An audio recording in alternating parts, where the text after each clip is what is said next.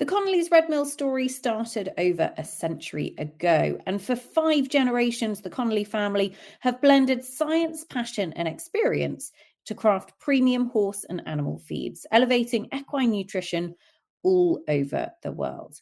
They've consistently pursued excellence in the nutrition environment, and their commitment to quality is absolutely unwavering.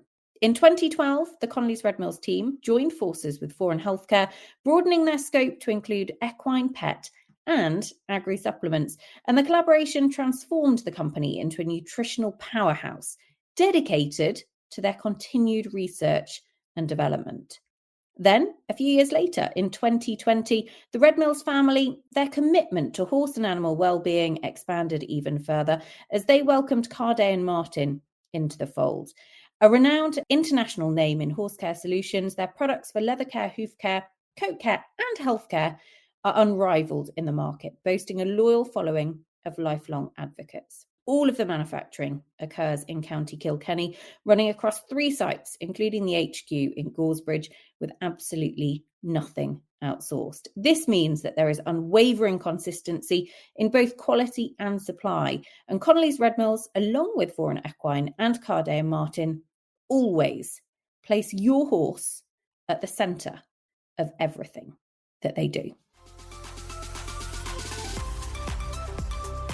We thought we'd really get into the Olympic spirit this week because, as many of you know, earlier on in the week, on Monday, in fact, we released the first of our brand new Olympic special series, very kindly supported by Connolly's Red Mills.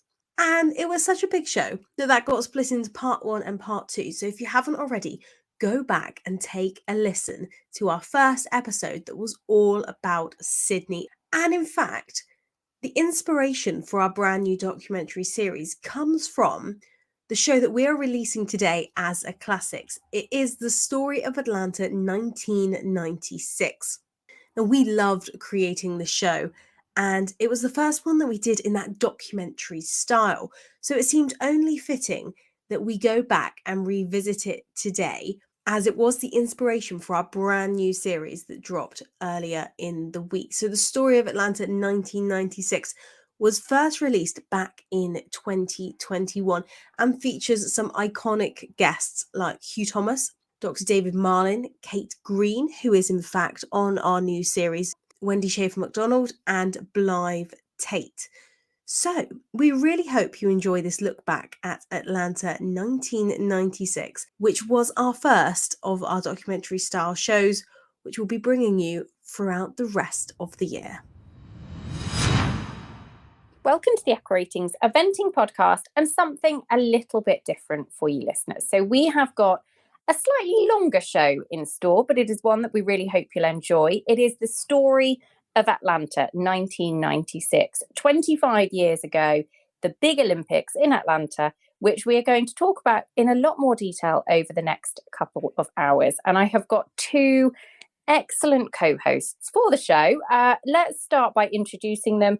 Dan Byrne and Catherine Austin. Dee, I'm going to come to you first, because let's talk about why we wanted to go and look back on Atlanta and its significance to talk about it now. Oh, I mean, there's a whole range of reasons, Nicole. I suppose the first reason that had been coming up for myself and yourself quite a lot was that people have just been casually dropping it into conversation in reference to Tokyo. I suppose there are some shared conditions, perhaps. There was a format change back then. There's going to be a format change in Tokyo. Every so often, and actually more often than not, I hear Atlanta 1996 referenced while people are talking about Tokyo. And I thought, well, for people like me who don't really remember that much about Atlanta 1996, it would be quite useful to dig into it a little bit more. And also, I think, as you guys have found with the excellent Hall of Fame series that you've been doing, I think it's really important just to remember this stuff and record it and have it there and tell the story.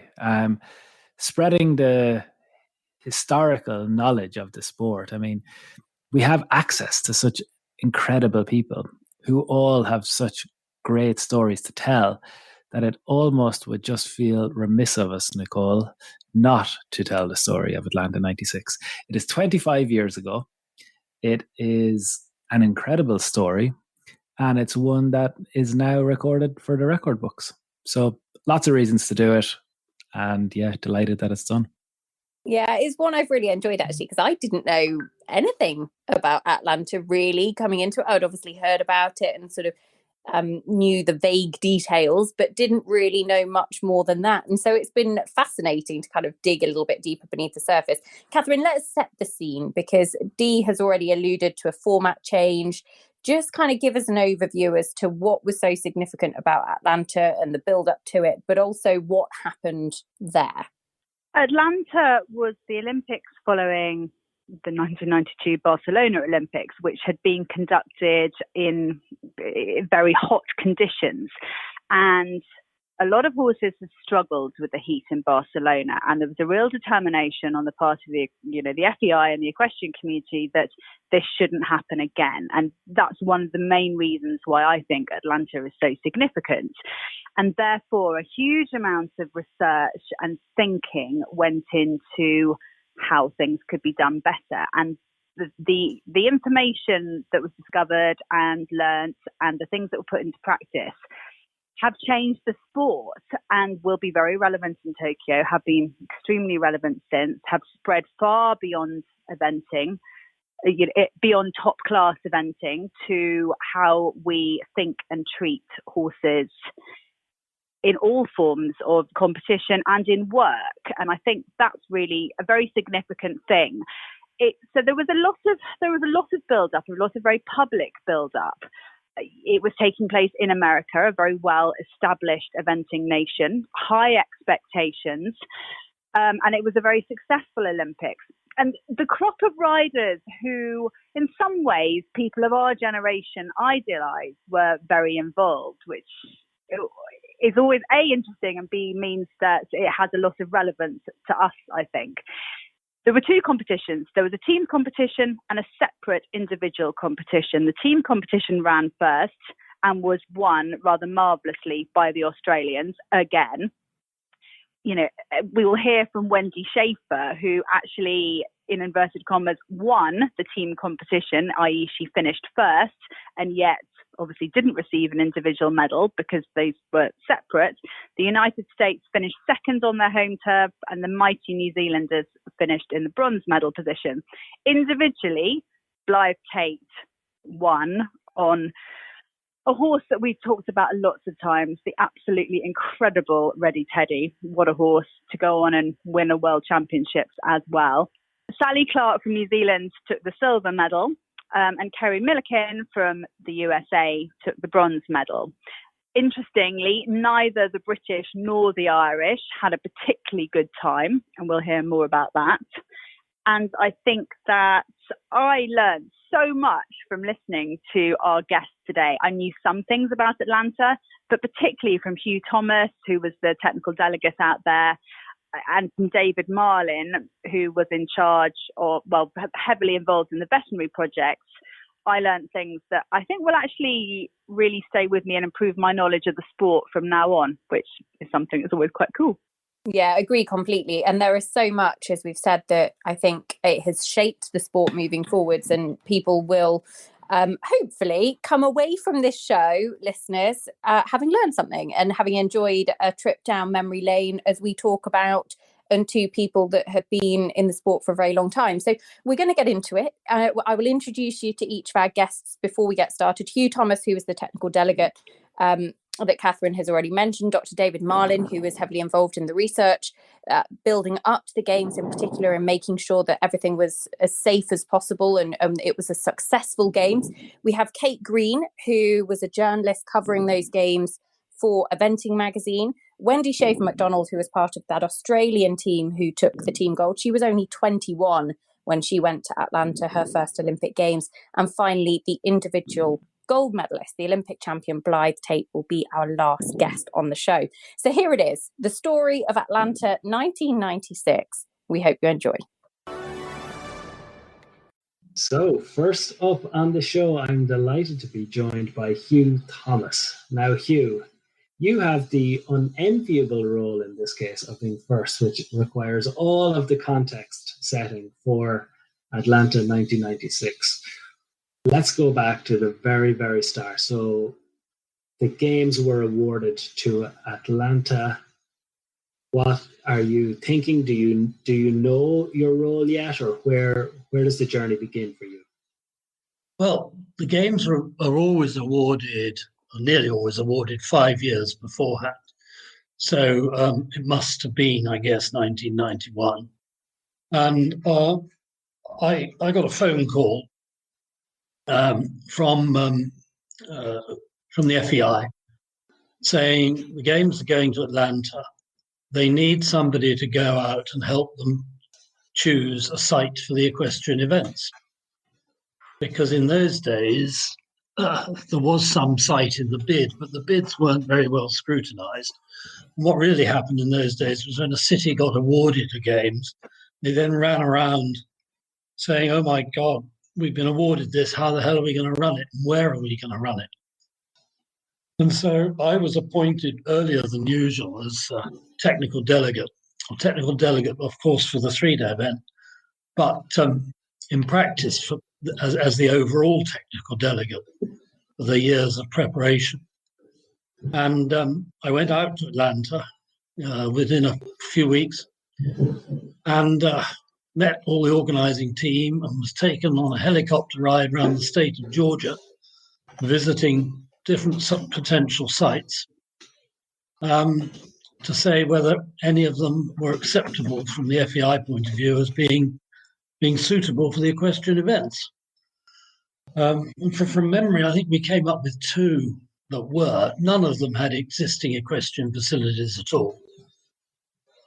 So my job was to sort of certify that they would be all right. And then the organising committee, the United States, the Atlanta Organising Committee, I should say, eventually chose the Georgia International Horse Park as the venue. But that was quite an exciting time when it really was a blank canvas, to put it mildly. How quickly do things move then? I mean, what I'm interested here is we've probably, I mean, in my time, which as you know is much more recent in the sport, I suppose you see games like London where there was, from an eventing point of view, there was huge excitement because of, I suppose, the home of eventing being Britain. And then you've got the Rio Olympics where we had, I suppose it felt like the paint was still wet, but it got done and there was this kind of party atmosphere which makes it. Tokyo, which felt in that kind of 4 years preceding where it was all about how organized it was and how ready it was. What was the general feeling in that period leading up to Atlanta from how ready it is, how exciting it is? I think the US probably would have had definitely been still in close to their period of dominance in the sport. Was there that feeling of, I suppose, equestrian sports in the US being ready and excited? What was that atmosphere feeling like? No, the US certainly in eventing were not at the top of the tree at the time, although they were there or thereabouts.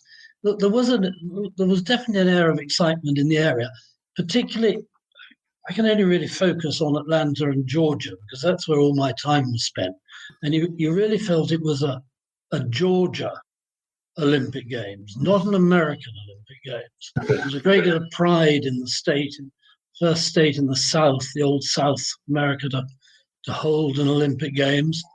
A degree of rivalry with Los Angeles, which had been back in 1984, and anything they can do, we can do better.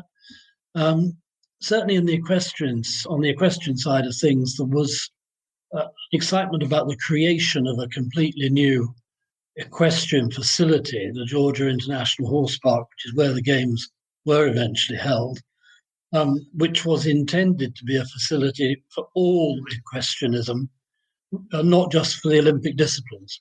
And lots of American equestrianism is not part of Olympic disciplines, but they were all going to have a home in the Georgia International Horse Park.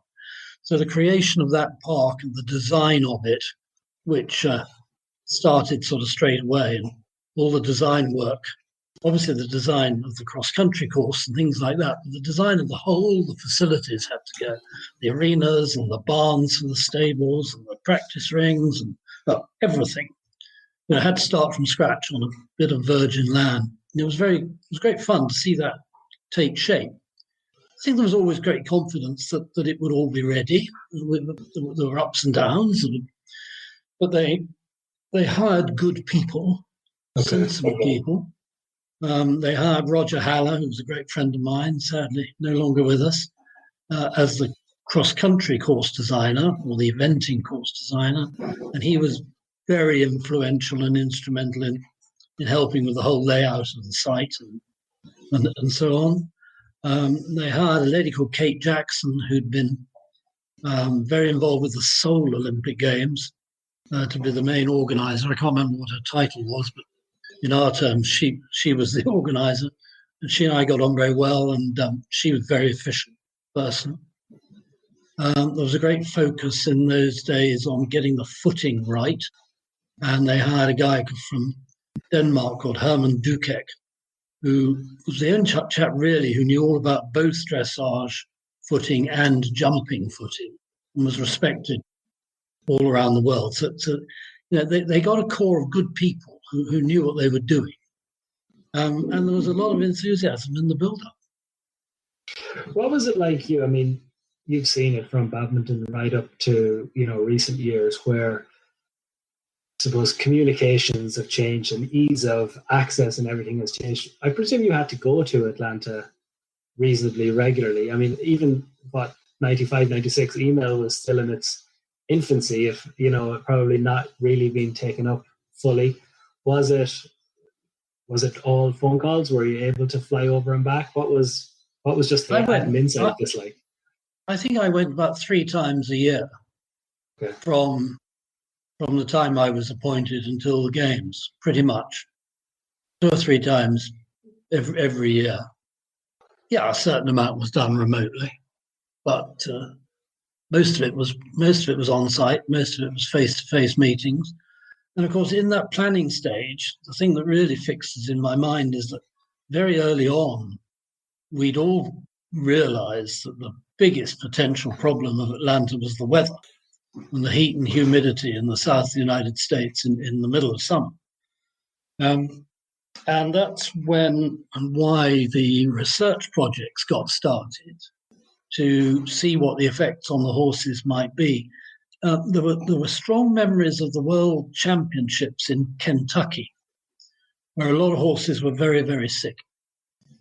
And nobody wanted that to happen again, and conditions were likely to be much the same. And so a lot of research was done, mostly in Great Britain, actually, by the Animal Health Trust, Dr. David Marlin and a team from the Animal Health Trust. And I was quite involved in helping them sort of from the lay point of view and helping set the parameters and helping them as to where and who to talk to and where to do their research. We wanted to find out what the effect on the horses might be, how we should best measure the weather, what the parameters of safety, how hot and humid would it be dangerous to run the competition at all. And then the big test that we set was, in the likely conditions, how can we replicate the normal demands being made on the horses, so that, as it were, to compete in Atlanta in hot and humid, how long should the course be, for instance? The course is, because remember, we were in steeplechase and roads and tracks and things in those days. How long should all the courses be, so that the horse was tested to much the same extent as he would be around a normal badminton or burley? Now, it was never going to be an exact science, but that was our target. And it had the effect that in the run-up to the games, I mean, literally right up until, I think about 3 months before, it had not been decided exactly how long the courses were going to be. And so Roger Haller, with my advice and help, had to plan lots of different scenarios.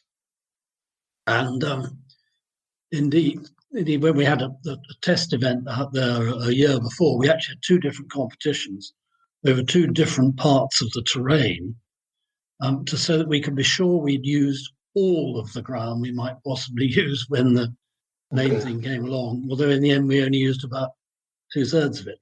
And that was a really interesting project, but with quite an anxious making project, because we really didn't want disasters with horses dropping like flies, to put it mildly.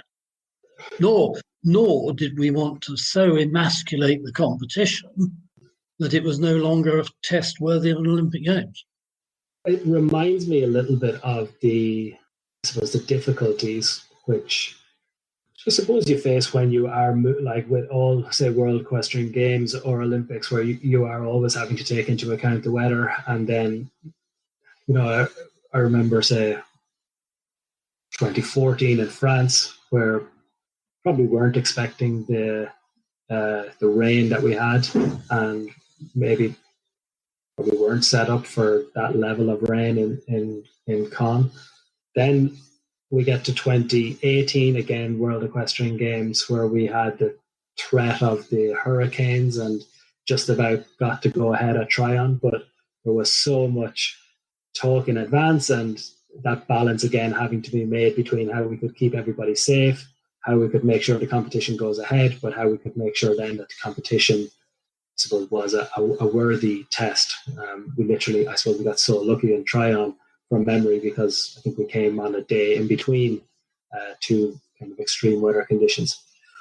As part of your planning, was it ever a potential that the conditions would be so hot that you wouldn't be able to run? Was there ever, it must have been far out, I guess, as a contingency, but were you ever concerned that it wouldn't go ahead? We had to have at least a cut-off point, because we had to say, like, what are the likely conditions, monitoring the weather and all the weather patterns for those months over many, many years. And the United States Weather Service had fantastic data that we were able to get hold of. So first of all, we had to find out what the effect of the horses was in order to say, now what would really be unacceptable, i.e., even if you reduce the competition, reduce the length of the course and so on, it would still be too hot or humid. It was never, that was a very remote possibility, because the conditions did not indicate that was a likely scenario. But it had to be there. I couldn't possibly tell you what the figures are now. I couldn't remember them. I might have them somewhere, but there was a situation where if it gets to that, we can't run it. And in those circumstances, we did have alternatives like postponing for a day or whatever. We had some things like that built into it.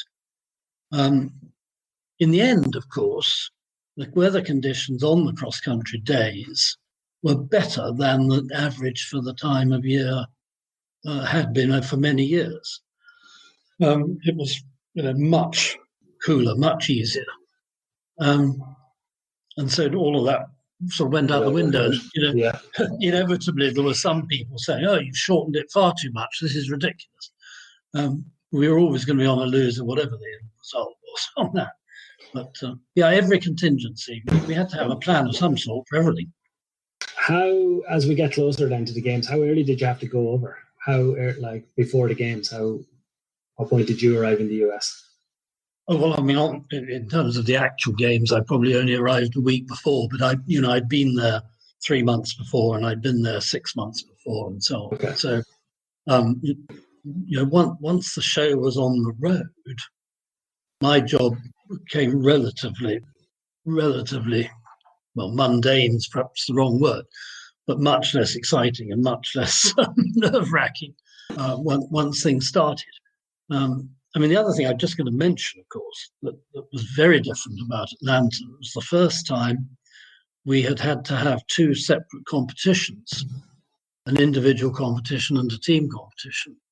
The International Olympic Committee, after the previous games, after Barcelona, had said you can no longer have just one competition for two medals. individual and team. And so after much angst, I was a member of the FEI eventing committee at the time, we decided to run it as 2 separate competitions. And that happened in Atlanta and in Sydney. And then after that, it became to the other format where you have a second show jumping, which was marginally more popular. Neither of them was what we wanted as a sport. We wanted what we do very well, which is run the team and individual competition together. So anyway, that had to be planned for. And then that also meant there had to be some differences in the courses between the 2 competitions. There was yet more variables to bring into it. But it actually worked quite well in the end. I mean, the key thing is we got absolutely valid winners in both team and individual competitions, people whose names on the board looked like Olympic champions. And so, so it worked. Didn't like it, but it worked. You are quite experienced even at this point in your career, and you're on the FEI eventing committee. It's not necessarily that you've seen it all. There was still a huge amount more to come. But I suppose it's a question that you would ask of the athletes, and I'm sure we'll be talking to some of them and asking this exact question on the show. In advance of an Olympic Games, of course, they're going to be nervous. Did you feel any nerves at the time? Is it something that you get used to, or I suppose there is still a big degree of responsibility that comes with essentially organising the games from an eventing point of view, albeit as part of a team. Did you get nervous? I'll answer that in a different way. Before I took over as director of badminton, I worked for the BBC at equestrian events, and I was interviewing my predecessor, Frank Weldon, and I said, "This may seem a ridiculous question, Colonel, but do you get at all nervous before the cross country?" And he said, "Boy, if I didn't get nervous, I'd give up my job because I'd be no good at it." Now, that actually said it all. It's a completely different thing from riding. Of course it is.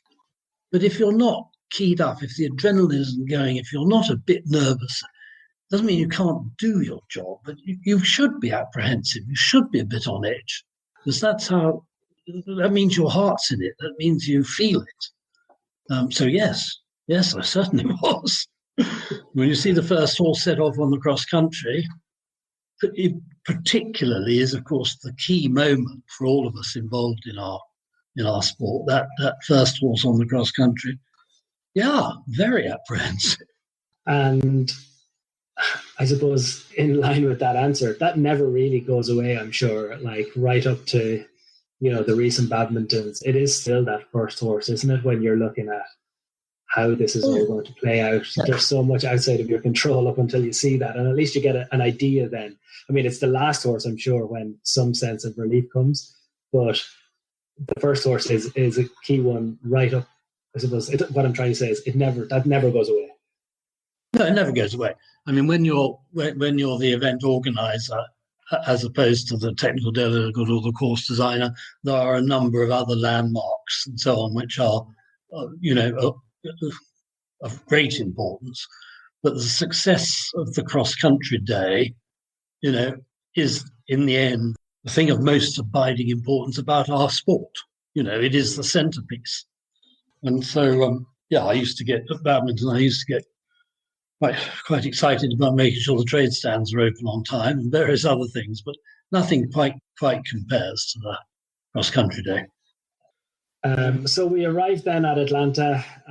We're going to hear from lots of people who were involved, but the competition itself, Hugh, would you say that not pales into insignificance? I think that's probably much too strong, but I suppose your lasting memories of it, would they be focused on the long build-up and the I suppose the legacy of Georgia and getting everyone there and getting this thing to go ahead rather than the competition? Yes, frankly. I mean, one of the most obvious things from my point of view about all of my non-riding career in eventing, whether as an event director, a course designer, a technical delegate, is I often remember almost nothing about the competition. You remember occasional. I remember from many competitions a few brilliant cross-country rounds that will live in my memory. Just, God, that was one of the finest things I'd ever seen. That's how it should be done. Obviously, the occasional disaster when things went badly wrong, you remember. I'm very bad on quizzes when people ask me, who was third at badminton in 19 so-and-so. I have the faintest idea. I can all look it up and then it comes back, obviously. And, looking back, I tend to forget which course was which year or anything like that. Because one is so focused on putting it on and the overall picture that the details of the competition one tends to forget. I can remember some things in Atlanta. I remember, you see, the difficulty, I can't absolutely be certain. A rider, I think it was a rider on the American team, but had a fall on the flat out of view of television cameras. It's a sort of nightmare of cross-country controllers when the horse sort of disappears off the map. In those days, that wasn't penalised, but even so, it's very difficult.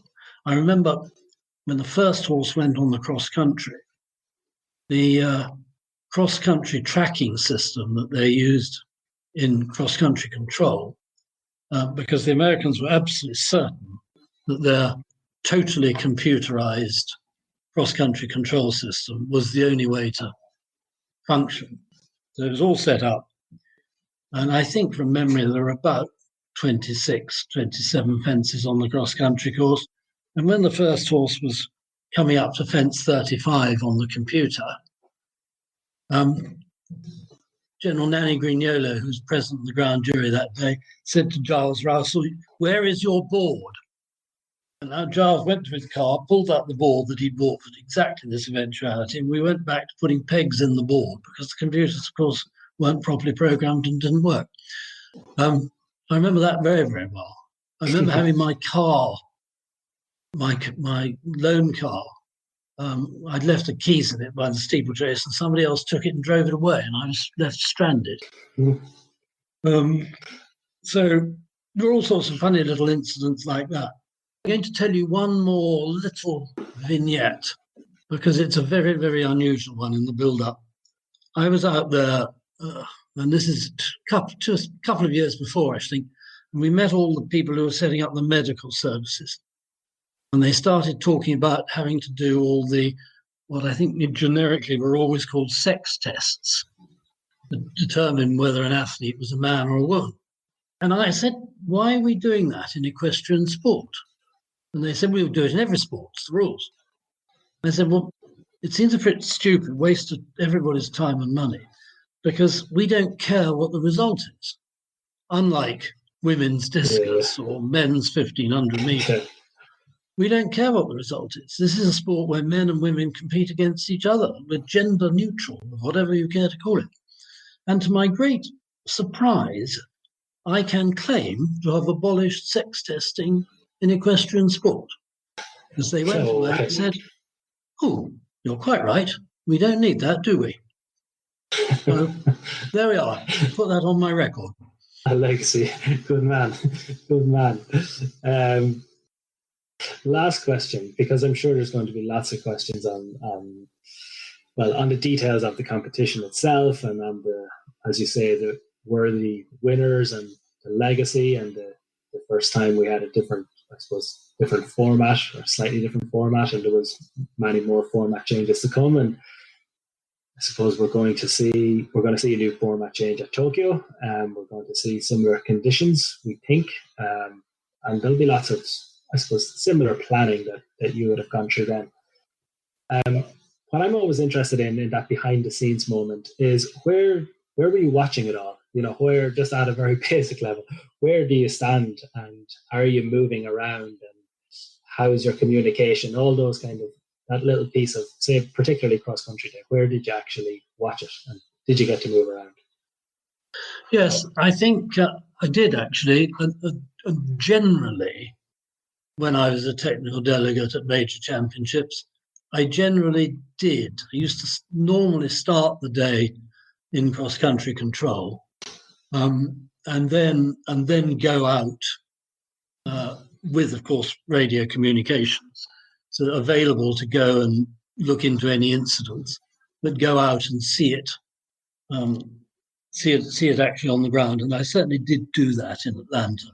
I can remember going all sorts of different places, seeing what was going on, and then you get a call, and would you go to fence so-and-so, or would you go to fence so-and-so, or ground jury wants you to do this, and so on and so forth. So you have to be just available all the time. Communications were good.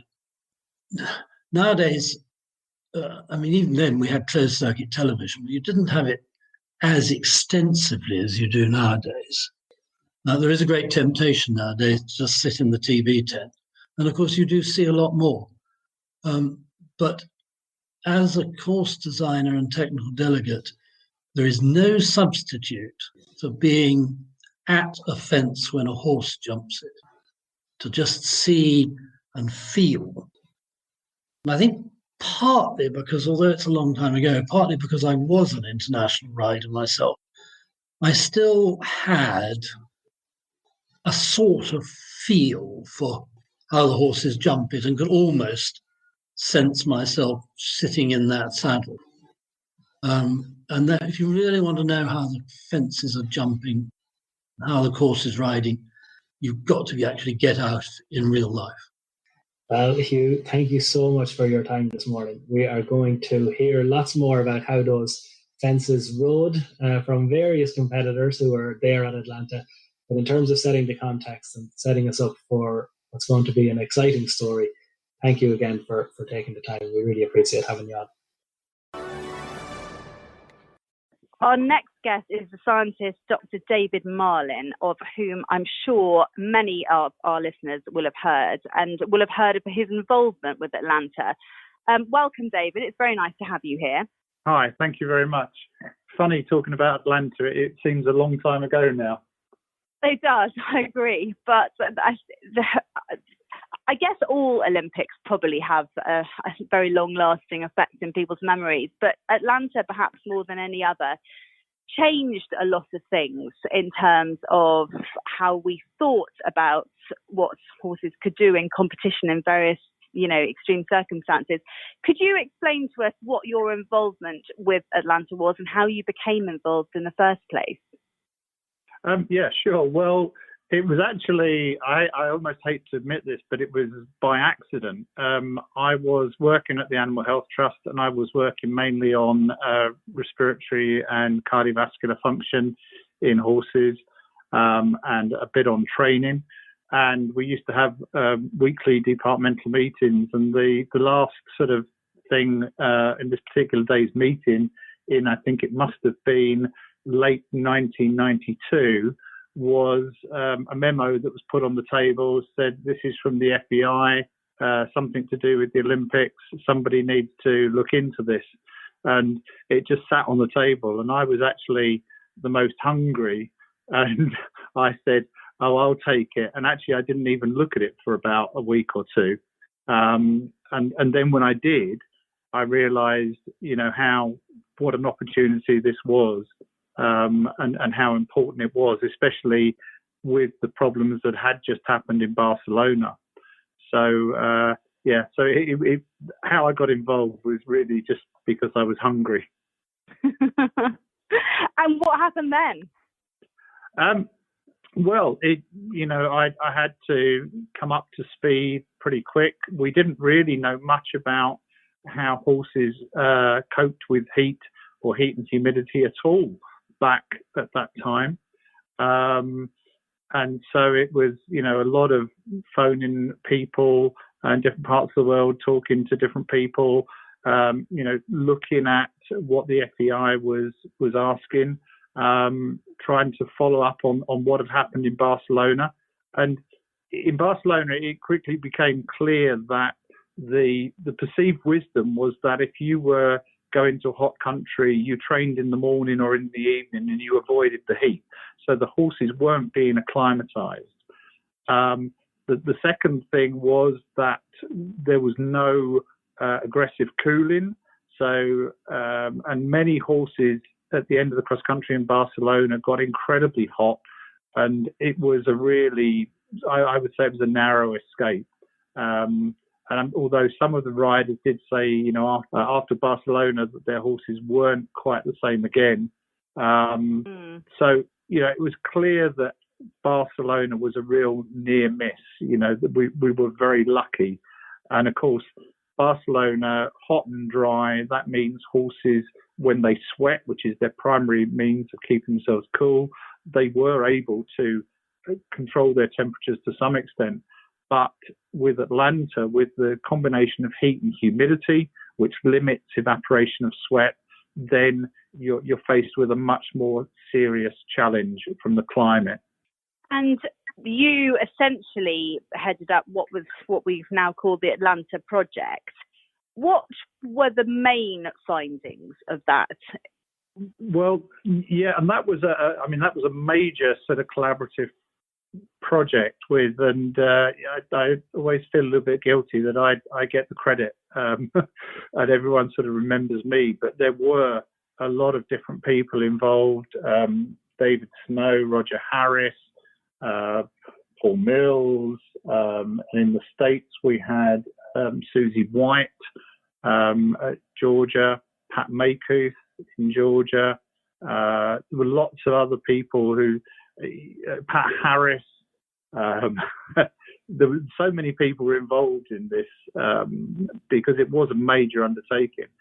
And I mean, the first thing we had to do really was to understand what the demands were being placed on horses at 4-star level, because we really didn't have that information at all. So we ran some studies at real competitions at Burghley. In fact, we actually started off with a trial run at Blair Castle, and then we ran studies at Burghley in 1993 and 1994. And that was sort of doing things such as putting on heart rate monitors, looking at weight loss, because we don't, you know, the climate is temperate at Burghley, definitely temperate at Blair Castle. It's not known for its heat and humidity. Yeah. No, although funnily enough, in 93 when we went there, we did have pretty good weather.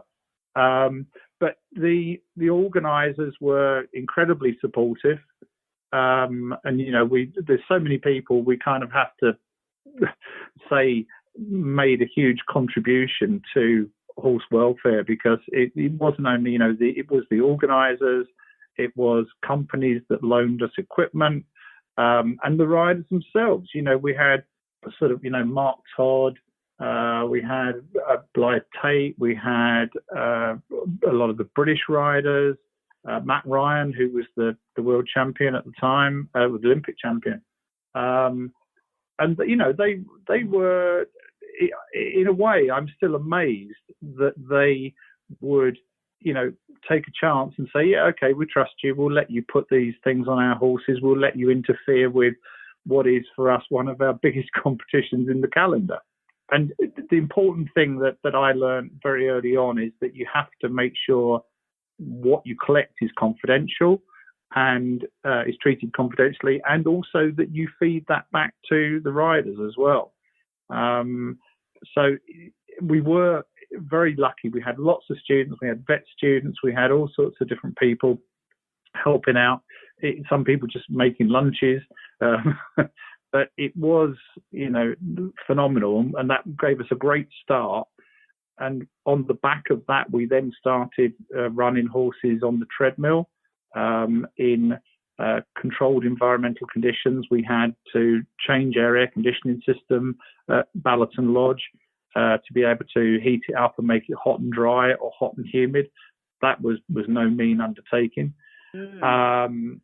And we started to try and understand how these different climates would affect unacclimatized horses. And then the next stage was to look at what would happen if you then trained those horses in those conditions. And finally, we ended up taking a group of European horses, Italian horses, German horses, British horses and Belgian horses across to compete it was only a 1-star event, but it was in Carolina in the summer, and we were able to sort of try out different modifications. We were able to look at the use of aggressive cooling. And of course, at the time, as soon as we started putting ice water on horses, we had people screaming at us saying, "You're going to cause that horse to tie up. You're going to cause that horse to have kidney failure." And of course, none of that ever happened. You still hear those myths perpetuated. Surprisingly, are we 25 years on from 96? Yeah. 2006. Wow. 25 years since Atlanta. We still hear those kind of cold water will cause horses to tie up. So it was, I packed a description of what was done into 2 minutes, but it was a huge volume of work. And generally everyone was pulling together. There was a little bit of competitiveness between some of the groups. We had the main funding from the FEI. They liked our proposal. So we were, the official, if you like, officially supported research group. But generally, it was pretty much a good collaborative effort. And so the information that you gathered and learnt from that, at what point was that sort of then disseminated to all the teams, and so they could prepare, in the right way? Well, there was, I'm trying to think how that was managed. I was given a lot of seminars and talks. The interesting thing was whenever I did one of these, there was always someone from the Australian team in the front row. The Australians really did take a lot of notice and took very careful notes. Well, it certainly worked out for them, yeah. Yeah, attention to detail. The vet at the time was a guy called Dennis Goulding, who was, a smart guy, and who really was always asking me questions. And the FEI as well ran forums. I spoke at one in Lausanne where all the federations were invited and were able to ask questions. And then, there were discussions in social sessions afterwards. Really, everyone should have had the information. We wrote articles, various sort of advice documents. So the FEI made a tremendous effort to get this information out to all of the teams. And there were even sort of, sessions at the test event and, at the games themselves. So they made a huge effort to try and make sure everyone was informed. And what were you out there for the games? I was out there for the test event in '95 and for the games themselves. In both cases, working for the FEI and the IOC. There were so many changes that happened as a result of all the research. Scheduling the competition to run as early as possible in the morning. Anyone in Atlanta or a hot sort of climate will tell you the best time is from first light till about sort of 10-11. It became clear that we couldn't run a normal long format in that climate. We had to give the horses an opportunity to be cooled down after the steeplechase, because they wouldn't cool down themselves if they just went straight into the roads and tracks. So we had a cooling stop immediately after the roads and tracks, about sort of 2-3 minutes after they came off. 2-3 minutes after they came off of the steeplechase onto the first phase of roads and tracks. There was a cooling area where they had to be held and cooled, and their temperatures taken before they were allowed to carry on. There was a reduction in overall effort because the cross country was built on a golf course, which was of course lovely footing, but it was in Atlanta. This golf course was really hilly, And we calculated that if they'd run a normal 4-star cross country, this would have been sort of getting on for almost twice as hard in that climate. Because of the hills and because of the heat and humidity, it would have been a ridiculously hard course. So the course was shortened significantly to take into account both the terrain and the heat and humidity. And as I say, generally there was pretty good acceptance from organisers, from course builders, from officials, and it ran pretty well. It did run pretty well. People often still say, well, it wasn't that hot, but it was the hottest Olympics we'd ever had. And it's still up there as one of the, if we combine the temperature and humidity and the lack of wind and the strong sun into what we call the WBGT index, that was actually one of the other real sort of things that made it much easier to manage, was having a better assessment of the conditions rather than just looking at heat, temperature and humidity.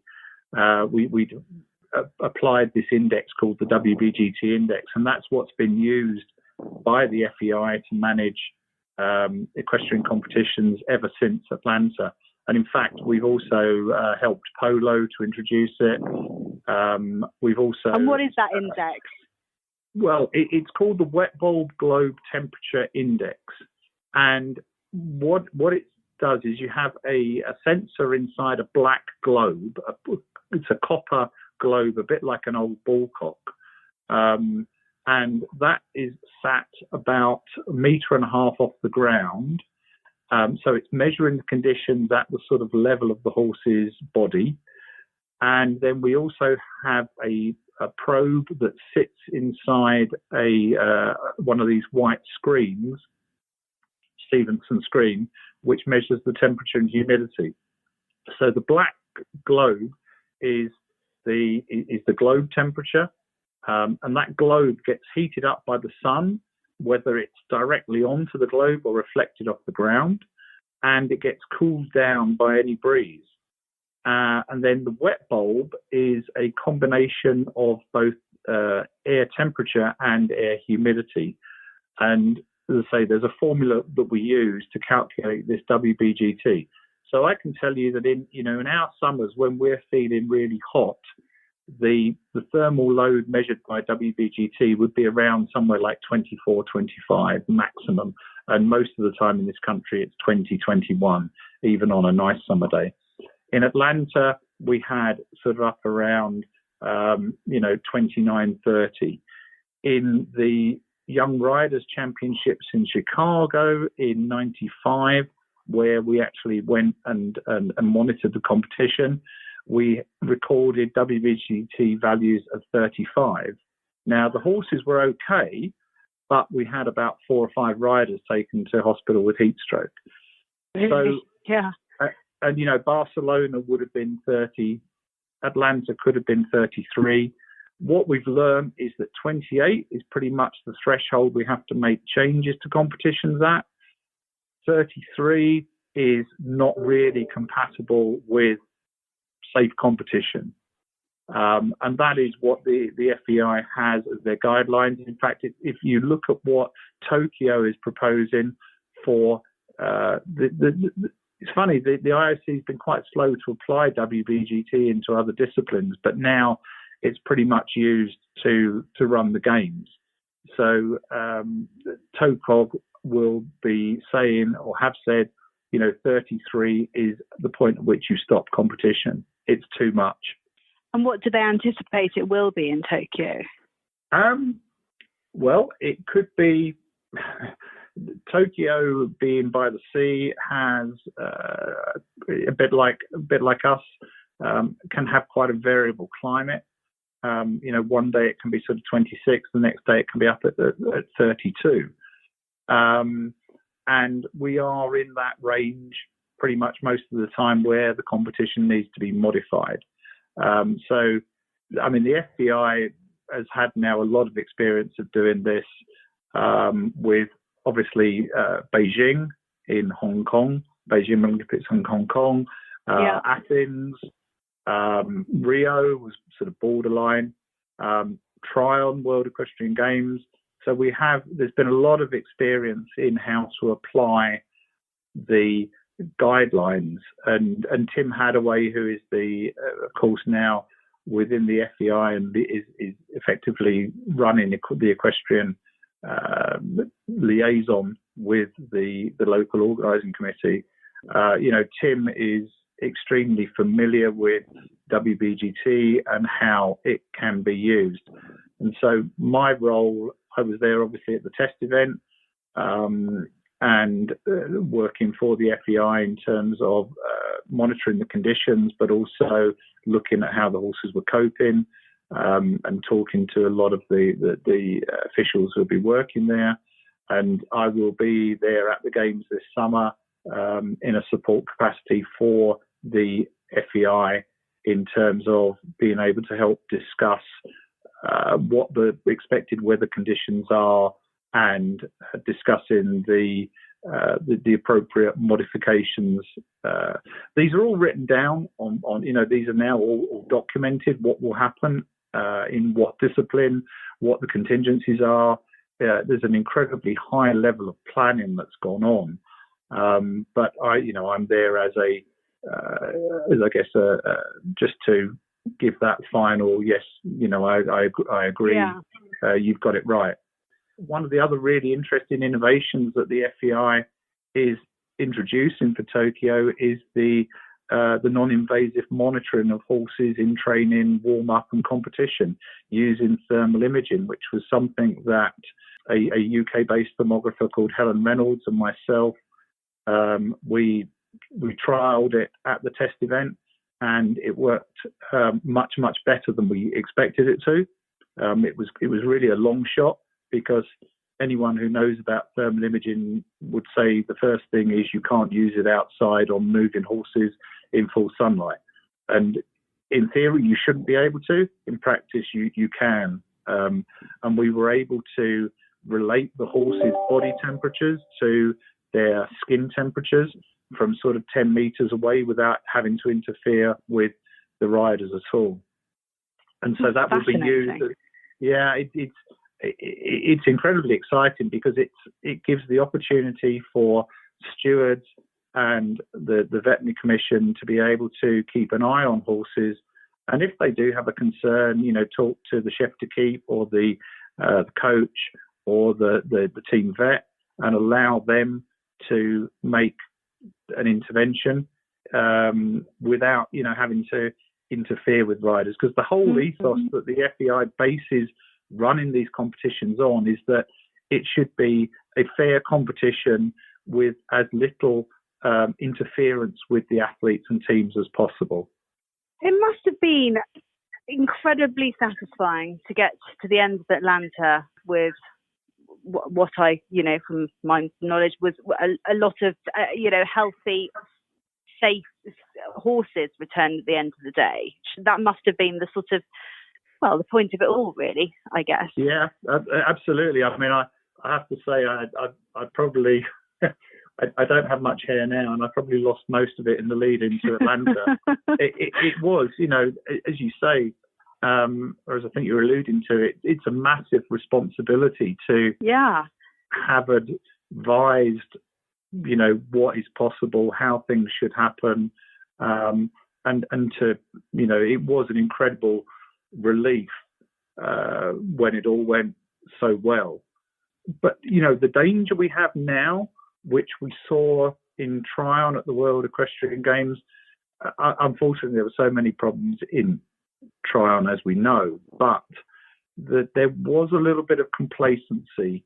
What we learned is that most teams didn't acclimatise, because although the FEI had moved the competition from August to September based on the analysis that I provided them with, they made the decision, and absolutely the right decision, to move the games back a month. The problem was that many teams thought that meant it was okay in September. And although we tried to get the message across that it was still going to be, very challenging, it does appear that most teams didn't take steps to acclimatise their horses. And, I think we had a little bit of a near miss in Tryon. Okay. So hopefully Tryon was a little bit of a wake-up call to remind people, that it's not just the FEI's responsibility. The FEI can put in place, all the best possible facilities and protocols and adjust the competitions.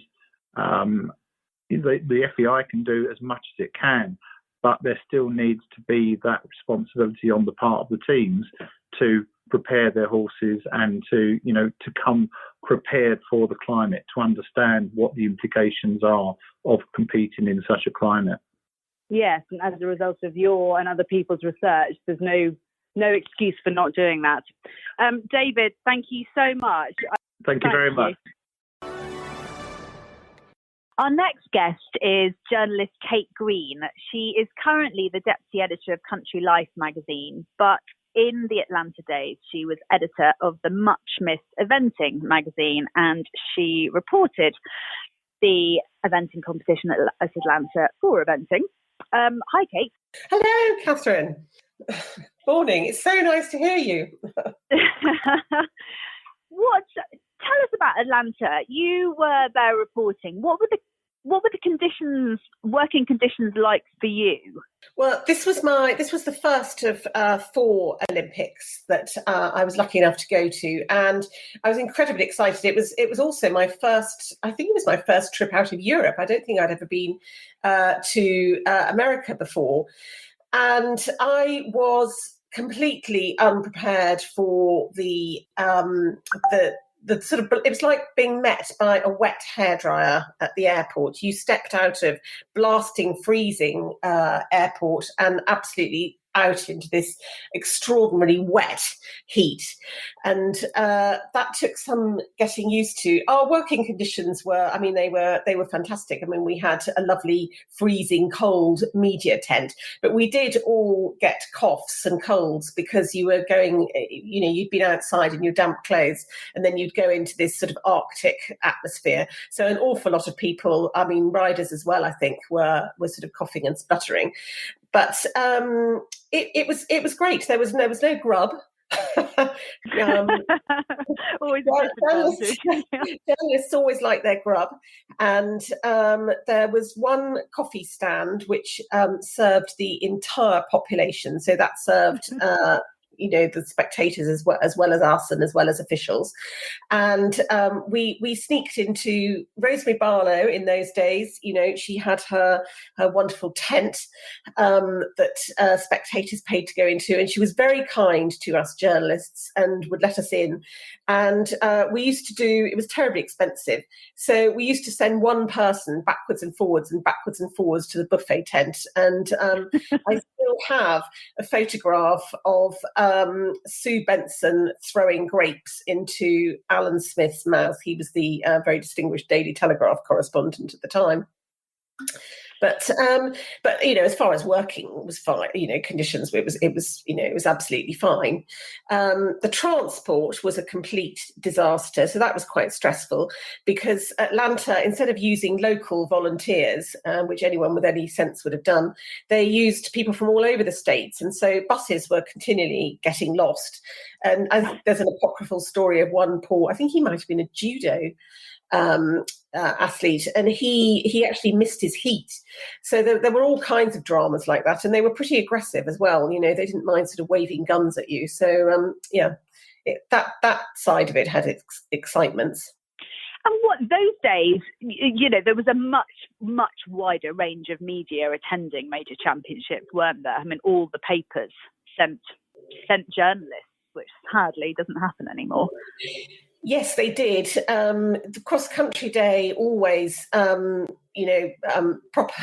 sports editors used to descend from the newspapers, and the photographers. There were real sports photographers there with their enormous cameras, and so everybody it was great actually, because it really sort of made you raise your game. And I know that Trevor Meeks, who was the horse and hound photographer then, he always used to say that an Olympics really made him raise his game, because you were surrounded by mainstream journalists, and that was what was so exciting about it in many ways. It also meant that sport was under much more scrutiny, and the press conferences could be lively, and yes, it was exciting. It did make it more exciting, and it did make it inspiring. And there was a lot of worry before Atlanta, because there's quite a lot of disapproval about it as a venue for equestrian events. And I think that sort of people forget that in those days in America, there was an organisation called the Humane Society, and they were like sort of animal rights, and they were pretty annoyed about Atlanta, because they were worried about what was going to happen to the horses. And a lot of people were quite scarred, not only by the 1978 World Championships, when a lot of horses were not seen again afterwards, or certainly never came back to form afterwards. I mean, even the winner, Mike Tango, didn't really do much after that. And people were also scarred by an incident in Barcelona, where an exhausted Russian horse was just winched by a crane onto the back of a truck. And that appalling image of this unconscious horse being winched onto a truck was beamed all around the world. It was taken by an agency photographer, and it ended up in the Times. And so, there was scrutiny, and there was interest, and quite a lot of people wrote. I remember running all sorts of comment pieces in Eventing magazine from people like Mary Gordon Watson, saying, this is a terrible idea, because they really sort of feared a repeat of Kentucky in Atlanta. And it was an absolute triumph, and a triumph of organisation, and a triumph of scientific effort and veterinary effort, and also the work of Hugh Thomas as TD to make sure that the Atlanta was a success. And horses came back from Atlanta really well. And who were the sort of pre-event favourites? Britain. The previous year was it's been an Open European Championships at Bretoni del Vivaro, and Britain won team gold.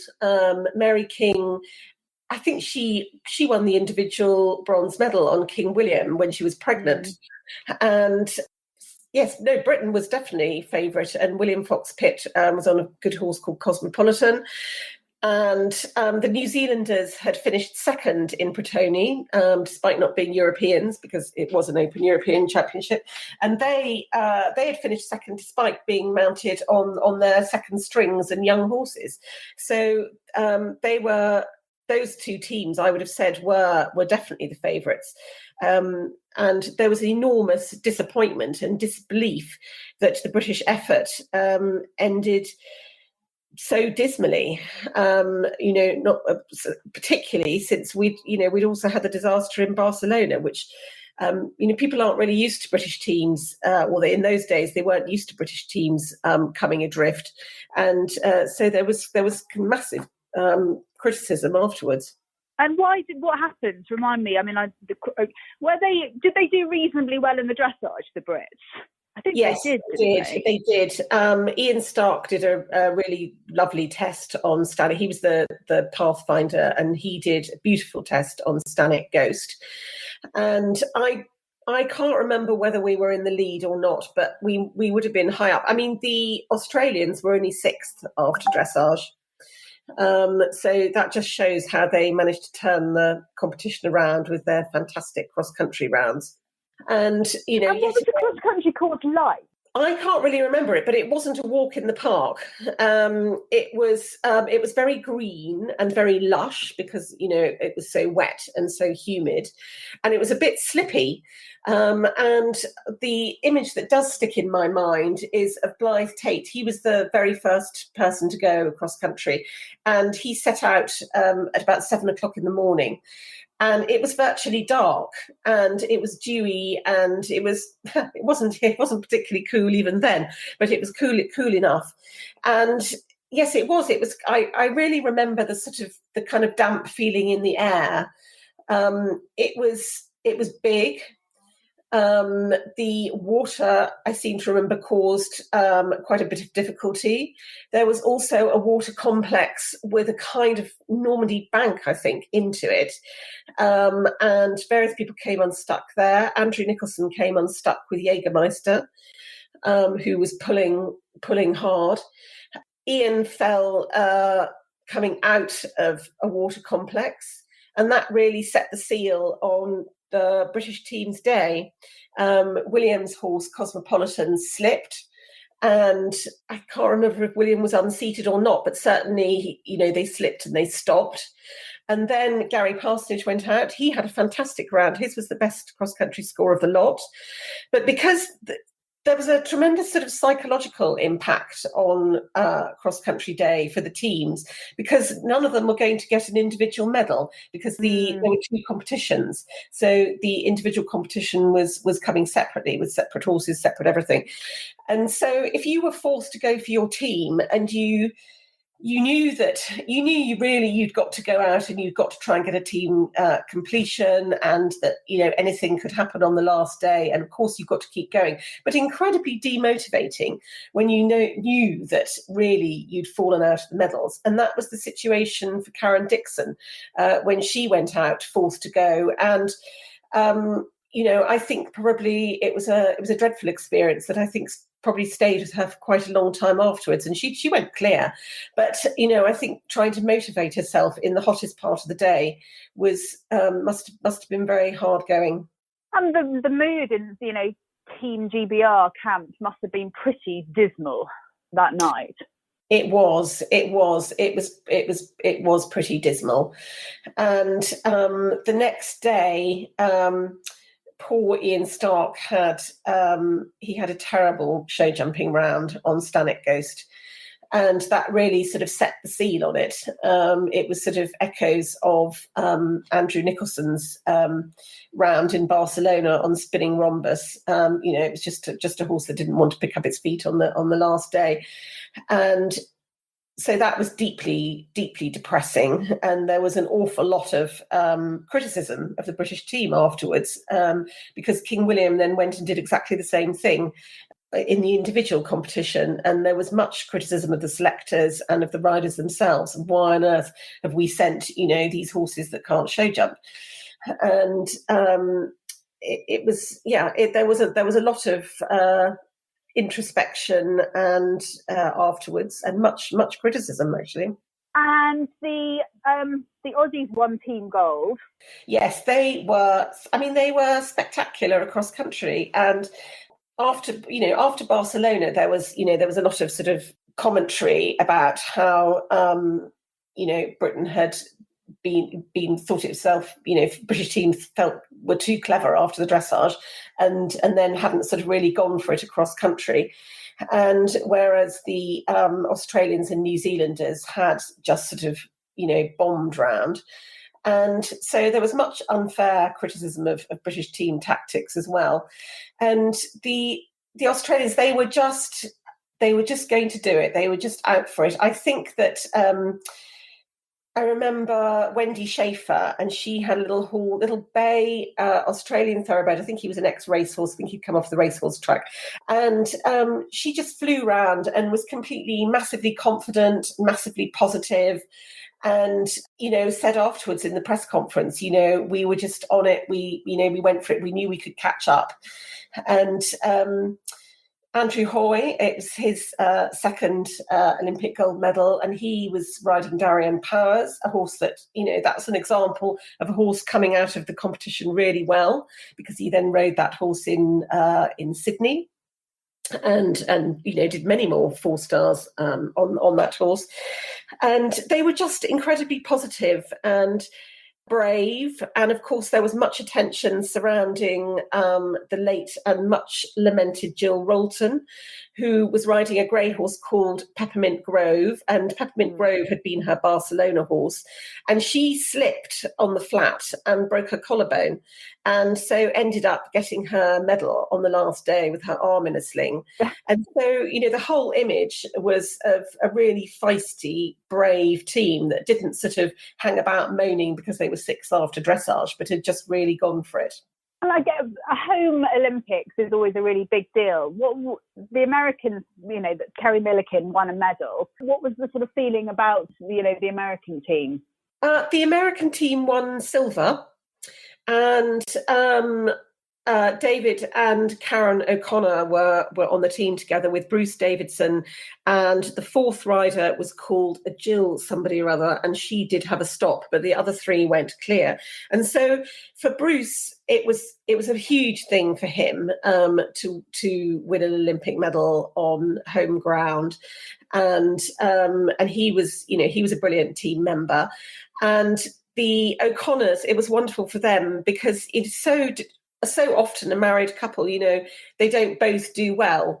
And so it was very special for the pair of them to be on a team, and for both of them to have done well, and both of them to have got their medal together. And I remember Karen saying in the press conference, this is a very special thing that we are going to take back into our lives, this silver medal.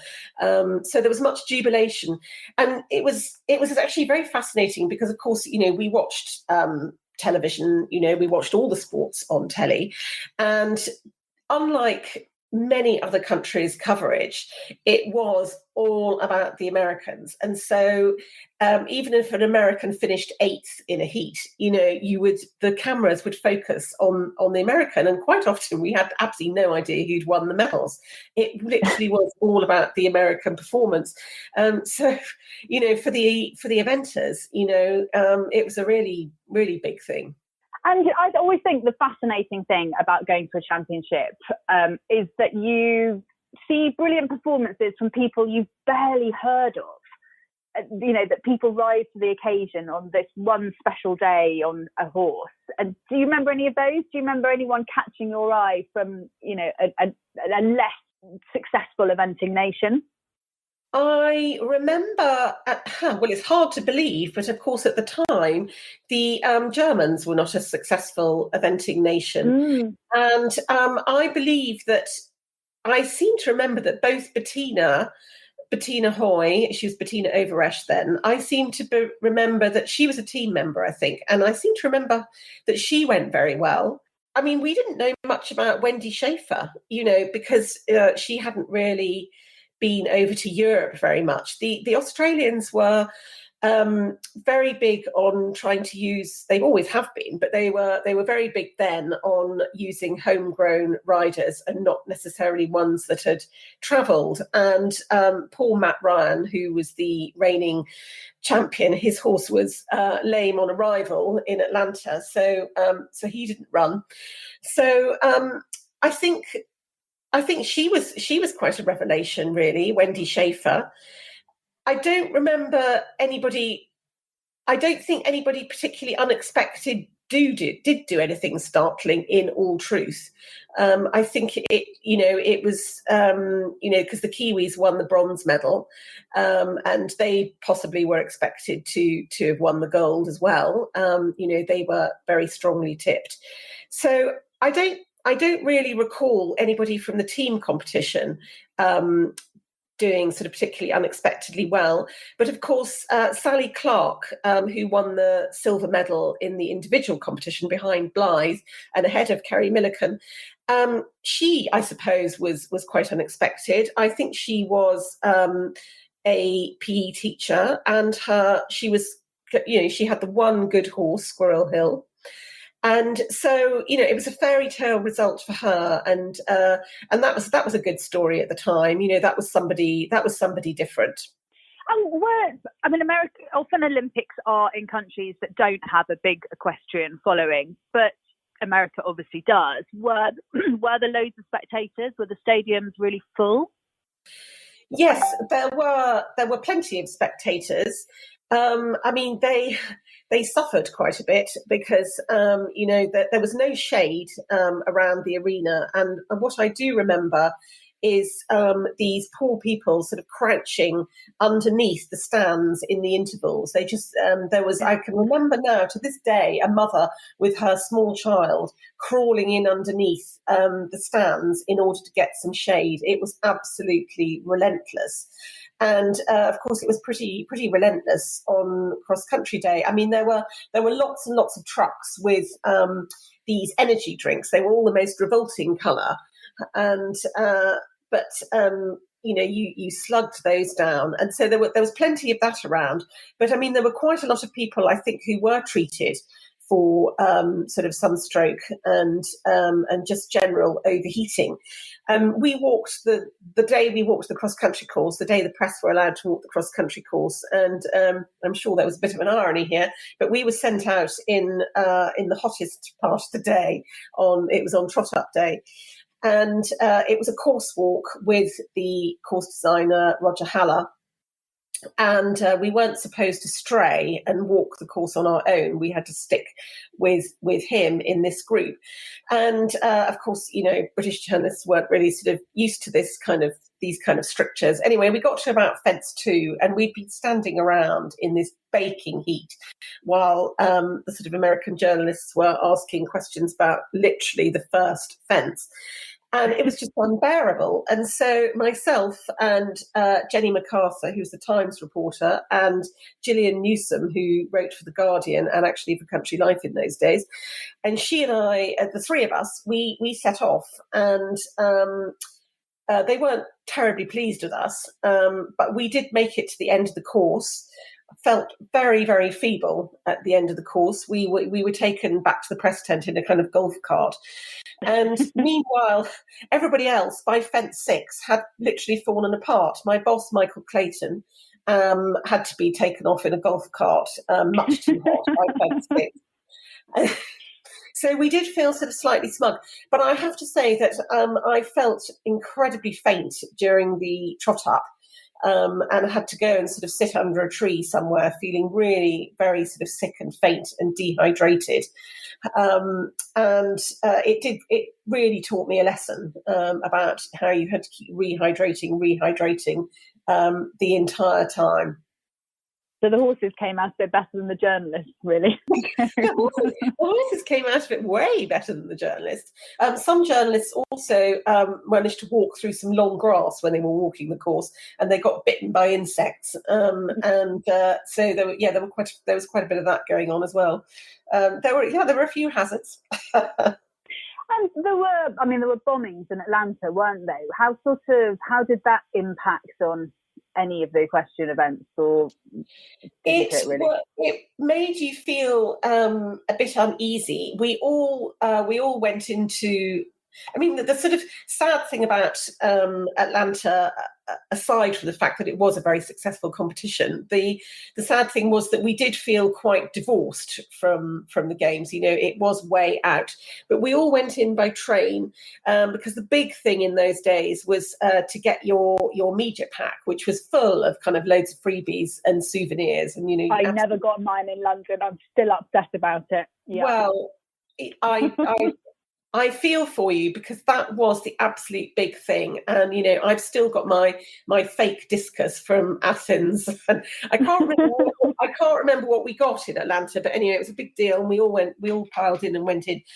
And yes, it did make sort of people feel a bit uneasy. And Michael Clayton, he used to be a war correspondent, and he'd been through Vietnam and Northern Ireland and all that sort of thing. So he was sort of rather overexcited by the idea of this big news story, and said, right, I think I'd better go in. I think I'd better go. You all stay here. You stay here. I'll go in and see. So off he went. So the story went away, but yes, certainly, it was. I do remember it as being a very sort of high security Olympics, and there was. Unlike sort of others, which really have been an awful lot more sort of friendly, and people have sort of got used to seeing you coming in every day.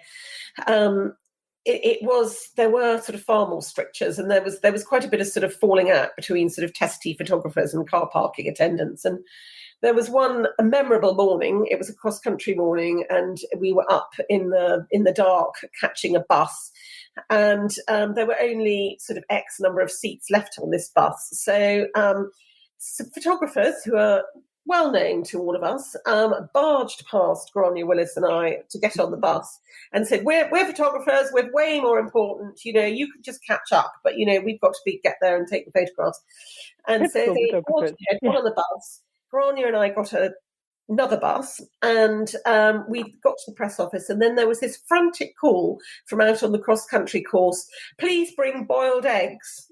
Because we used to boil up eggs every morning and take those in because there was no food on the place. And so did we go out on the cross-country course with the eggs? No, we didn't. They had to whistle for them. But there was a lot of certainly getting in and out was an adventure every time. Yeah. It's interesting. I'm just looking at the team results, and actually Japan finished 6th, just behind Britain. And it's interesting just because we make such a fuss about how brilliantly the Japanese have done in the past few years in the build-up to, the Tokyo Games. But actually, their history in eventing is longer than we sometimes remember it is. Yes, well, that is a very good reminder. When you asked me if there was anyone who caught the eye, yes, the Japanese riders, they did go very well indeed, and we do forget that they have a longer history in the sport than we remember. And of course, a lot of they and the Koreans all prepared for the 1988 Olympics in Seoul, because there was a Korean team there. There used to be Korean riders who were competent as well, and I think it was a sort of residue of that. And now that they have Tokyo in their sights, they are sort of massively motivated to go again, and I would think they have to be they would have to have a chance of a medal in Tokyo. They actually finished 2 places above the Germans in Atlanta. 3 places above the Germans. The Germans were 9th. The Germans and the poor old Irish were 11th. They didn't have a good the Atlanta. Germans and the Irish were both in the doldrums around about that time. And of course the Irish they'd had the year before Atlanta, they'd had an individual gold medalist in the form of Lucy Thompson, which was a tremendous fillip, and she had good horses. But yes, the overall effort did not come off at all in Atlanta, which was very sad. Well, Kate, but thank you so much for talking to us. That was fascinating. Now, our next guest on this Atlanta special is a lady who was part of the gold medal winning Australian team. Welcome to the show, Wendy Schaeffer Macdonald. Hi, Nicole. Thanks for having me. We're looking forward to hearing your memories on Atlanta. So I thought I would start by sort of taking it back to the build-up. Tell us about your build-up, because I think I'm right in saying you didn't actually have the easiest one personally in the weeks before the Games. Look, it was a very interesting build-up from that point of view. 9 weeks before the Olympics, I broke both bones in my lower leg. So the tibia is the main weight-bearing bone, and that was a big issue, and also the fibula, the one sort of on the outside of the ankle there. So, look, I was very, very lucky to ride at Atlanta at all, and I look back and go, gosh, how did that sort of happen or work at all?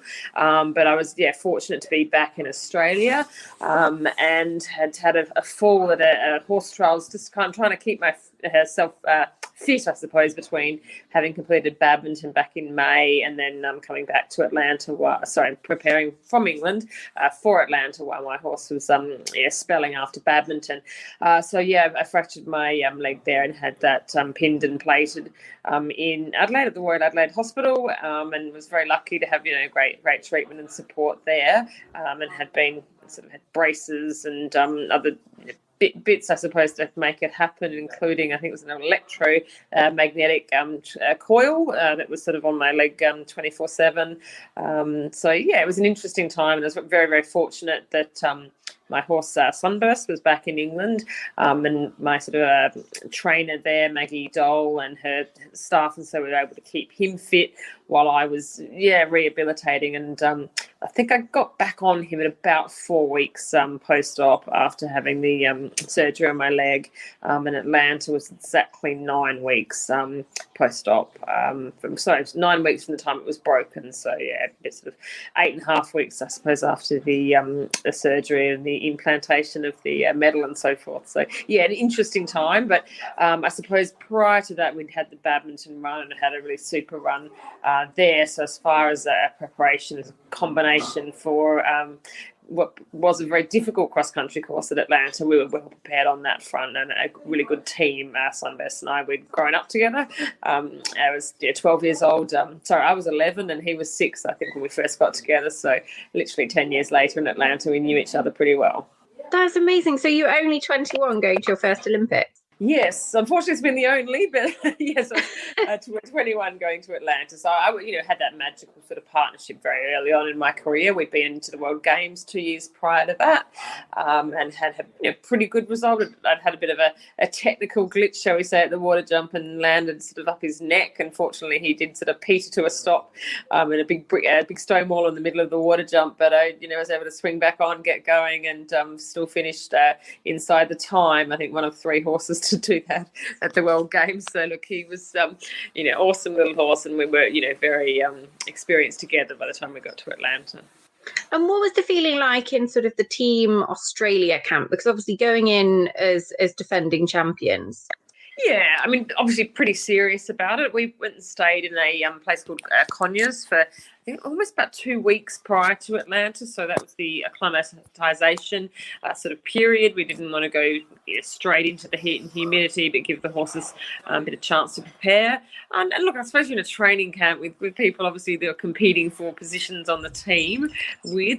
So that's relatively intense. The Australian horse that had flown across there also. I believe there was perhaps 3 horses across from Australia, and the bulk of the horses came out of England, for those particular Olympics. But it was a great time, but also fairly intense, and obviously some were going to get in and some weren't. So always makes for interesting sort of dynamics, I suppose. Where was that training camp again? Sorry, Conyers. I think it's Conyers. Whereabouts is that? I need to Google it. So it would have been not as far south, I believe, as Atlanta was.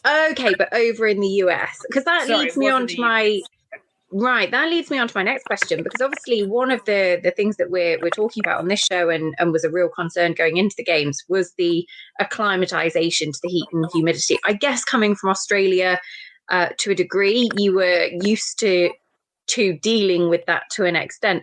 What was the feeling around sort of preparation and making sure that horses were fit and ready? Did you do anything particularly differently? Probably not a whole lot differently. I mean, my horse had been out of, been based in England since, basically came back from the World Championships at Den Haag. The interesting thing was, and it's interesting looking back, but it was probably hotter and more difficult conditions in Den Haag and eventually than it was in Atlanta, even though we'd prepared more for Atlanta, I suppose. But fortunately for the 2 cross-country days in Atlanta, it wasn't that hot and humid, and the horses almost got a bit cold with all the misting fans and so forth in between them, which sounds ridiculous now, but that's sort of just how it was with those days for the cross-country. But we'd prepared, I suppose, by having the acclimatization in America, but not as hot and humid as Atlanta, and I suppose doing our gallops in England when it was the hotter part of the day. Okay, that makes sense. And what about, obviously, it was a team competition and an individual competition for the first time in Olympic history. What was the feeling around that? Was it a popular choice? Look, as far as I was concerned, and I was obviously very new to it all and so forth, was that was just how it was, and we'd been told well in advance. So sort of people were like, oh my gosh, you finished top of the table, and that would have been, individual medal. And so, but we knew that was never going to be the case. And, I was very grateful, I suppose, looking back, that, all of our three of our horses finished, because there potentially could have been, 2 horses be, first and second in the world as they were. We think individually our horses finished first, second and fourth in Atlanta in the table, shall we say, not in the team competition. And so potential for one of those horses not to have trotted up, for instance, and the team to have not finished and no one got anything, even though they did really well. So that certainly negated any shall we say, any problem we felt with not getting the individual medals, if I'm making sense with that. Yeah, no, that does. What about your own Olympics experience? So you're 21, you're on the horse that you've produced yourself all the way up through the levels. Talk us through your sort of Atlanta competition and how it unfolded for you. Look, I think you look back and just go, it was amazing, A, that I was there at all, but B, that it came off like it did, in that, was hardly training to any real level. Certainly if you look 6 weeks before the games, but then even really sort of 2 to 3 weeks before the games, wasn't on P form. I hadn't even jumped in before, or personally jumped myself, until I actually got to America. I remember just heading out for a little kind of hack in the forest, and maybe I'll just have a little pop over that little, kind of, 50 or whatever it was, I don't know, 80 centimetre log or something. Oh, good, if it was all right, okay. So, it was very, you look back and just go, how did that work? So relatively underprepared, but very much had a fantastic relationship with the horse. And at Atlanta, it just went my way, went our team's way, certainly. I don't think a team's ever won by so much before. I think it won by 57 points or something ridiculous. But yeah, for me, it just went the best it possibly could. So I think I was probably lucky to get on the team, or certainly wasn't chosen to get on the team, shall we say, by the other riders necessarily. But that's, I suppose, the selectors felt that's the combinations they had, and different sort of, I suppose, pluses and minuses for all of us. So it did. But yeah, I mean, the competition itself, we did probably a PB dressage score. It wasn't an amazing test looking back on it, but I was pretty happy with the time. He spooked a little bit at some of the TV cameras down the bottom, but basically did a really solid test. He was a real trier.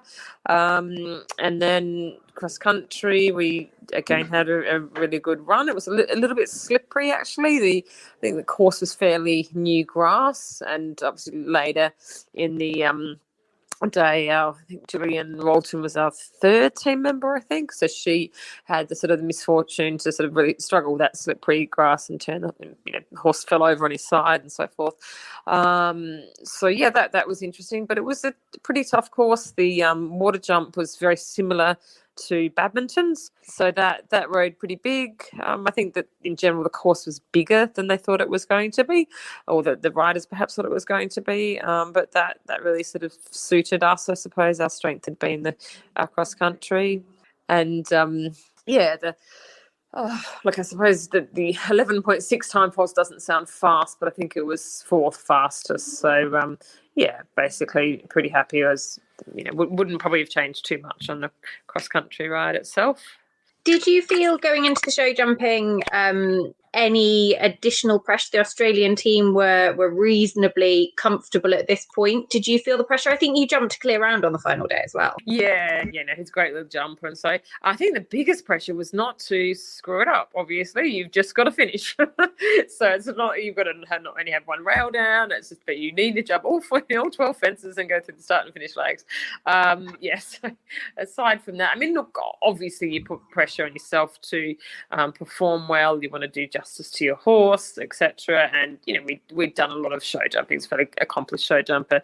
Sort of jumped up to about 1.40 meter back in Australia before he went to England even. So yeah, I mean, it was obviously that's what we sort of thought we were there to do. And so yeah, probably not extra pressure. I mean, obviously you're in Olympic Games, and it was fantastic just to kind of be there and enjoy that moment. And I think, to be fair too, when you're younger, you don't perhaps quite have or put the same pressure on yourself. I was just really enjoying the moment. Yeah, absolutely. And it was a serious moment to come away from your first Olympics with a team gold. Do you think, looking back, obviously so much more experience now, did Atlanta change the sport in any way? I mean, I suppose it was a period of change as such. So obviously it changed again for Sydney. Yeah, I mean, I think it's really interesting to look back at it. You think of just splitting the competition, so surely just meant it cost more money. So I'm not sure if it particularly helped the sport sort of stay in the Olympics, and now we're getting less and less people sort of to the Olympics too. So it's hard to know really. But I suppose it was still in that experimental stage really in Atlanta, because it, changed for Sydney, it changed again for Athens, and then I think we probably changed again for Beijing and so forth. So yeah, but it was probably one of the last really serious cross country tests, I think, is probably fair to say. Thank you, Wendy. You are welcome. Enjoy the rest of the process then. Now, the next person we are going to hear from on this Atlanta special is the man who took home the individual gold medal. Friend of the show, the absolute legend that is Blyth Tait. Blyth, thank you for joining us. Oh, my pleasure. What a build-up. No pressure. We're obviously going to talk a lot about sort of the effects of Atlanta and your journey when you were there as well, and because it was a very, very successful Olympic Games for you. But just tell us about the build-up, because it was an Olympics in Atlanta. Were you based in New Zealand, the UK, as part of your build-up? Give us a sort of set the scene for us. Okay, well, it was a long time ago, so I may be a bit foggy in my memory, but I was definitely based in the UK. And was it the first time that the competition split into an individual competition and a team competition? Yeah. It was. And I think that was a little bit significant as well, because initially I wasn't selected on Ready Teddy. He was a reserve horse. And I was selected on Chesterfield, who was my leading horse at the time, and I was selected for the team because, really, for selection point of view, the team took priority. So I was selected as individual reserve with Ready Teddy, and he travelled across. And I remember at the time thinking that I didn't mind that, because he was only 8 years old. He was only a young horse. And if he didn't get to compete as travelling reserve, he would have come home to the UK and then been turned away until the following season. But as good luck would have it on my behalf, and bad luck for poor old Mark, KM pulled a muscle when we were out in Atlanta, and so Ready Teddy got the call up. So I was a last minute entry into the individual with him. Okay, so it was Mark Todd that was going to be in that individual slot, but actually you ended up with two horses, one in the team, one in the individual. As part of if we stay with the build-up for a second, as part of that, we've talked a bit about the conditions and Hugh Thomas and the preparation that went in from an organisational point of view, and making sure that, it was as safe as possible. Was there anything that you guys in the New Zealand team camp did differently to make sure that the horses were going to be acclimatized? Again, I can't really recall. I do know that there was great concern about the humidity and the heat that was potentially going to occur, and so there was an incredible amount of research and preparation went into it from the organisers' point of view, and Hugh's probably told you all about that. And, I would have to say, looking back, they were incredibly thorough, and they were really ahead of the game. So in other words, there was no surprises to be had. They'd looked at all the scenarios, they had all the data, and they'd taken it very carefully. I do remember that it was long format in those days, and I do remember that on the roads and tracks we had compulsory 10-minute halts and a cooling station where they were able to monitor the horses' temperatures, bring their temperatures down if required, and I guess, prevent the horses from going on if necessary. Having said that, I was drawn number one to go in the team competition on Chesterfield, and the competition started really early. I think I set off on phase A at 6 a.m. still dark. And I do recall when I got to the first calling station, there was, all of the world's best veterinarians and all the high-powered people waiting to say, how is it, Blyth? What is there anything you need? And I said, yes, I need a jacket. I'm freezing cold. But they prevented any major issues, and they were incredibly successful from a horse welfare point of view. And the Olympics are something that the whole world gets involved in, whether they have a equestrian background or not. So it's very important that we present really good pictures, and I think that they were very successful in doing that. There's no doubt. Yeah, absolutely. Okay, so you headed out to Atlanta. You've got 2 horses. How far out from the competition did Mark's horse pull his muscle? When did Ready Teddy get the call up? We were based at a place called Fox Hall, away from the Olympic, the Olympic site for at least a week, if not a little bit longer. I do recall we seemed to be out there for quite some time, and it was a great experience because all the teams were based out there, and we sort of got together for sports afternoons and various evening parties and things like that. So it was the whole build up was it was fun and it was enjoyable. So we must have been there for a wee while, and I know that unfortunately KM went out while we were at Fox Hill, not once we'd moved into the Olympic environment. So it must have been fairly early into the settling in period over there. My memory's a bit shaky now. It was a while ago. That's all right. That's okay. Okay, so you are representing New Zealand at an Olympics, and you've got 2 horses. By this point in your career as well, we should say that you have already been to the championships by this point, because you'd already won the World Championships in Stockholm and Barcelona. So it was your second Olympic Games. Barcelona Olympics, yes. Yeah, absolutely. But it was Ready Teddy's championship debut, as you say. Chesterfield was your team horse. Yeah. What was it like lining up on 2 horses in Olympic Games? Because actually it's the dream to go to an Olympics, and actually you're there with not 1 bite at the cherry, but 2. Yeah. I remember the team competition definitely went first. And as I said, I was first to go. So, there was an immediate sort of, not pressure, but, we sort of dived straight into it. And I don't recall the individual as being an afterthought. I think it was still just as important to me as a rider, and I think to everyone else as well that was there. But it definitely followed on from the team competition. It must have just about been back to back. I don't even recall us having a day off in between. But so that was, quite unique in that we had a week long of competition. But, I mean, I was used to riding 2 horses at a competition by that stage. I, quite often had 2 horses at Badminton or 2 horses at Burleigh. So I guess you just learn to spread your focus across both horses. And I think that's what happened there. I don't think many people competed in both competitions. I know that Andrew Nicholson and I both did for New Zealand, so we were together in that respect, and maybe 1 or 2 others did. I think Ian Stark might have for David Britain. O'Connor did, I think. But most people, I think, were in one competition or the other.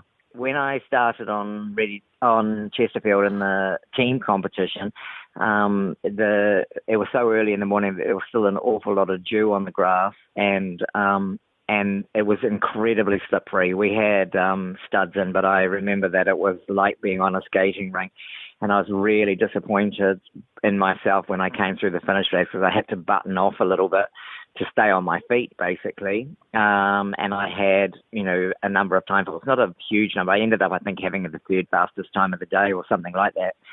But I was disappointed thinking that, I could have gone better.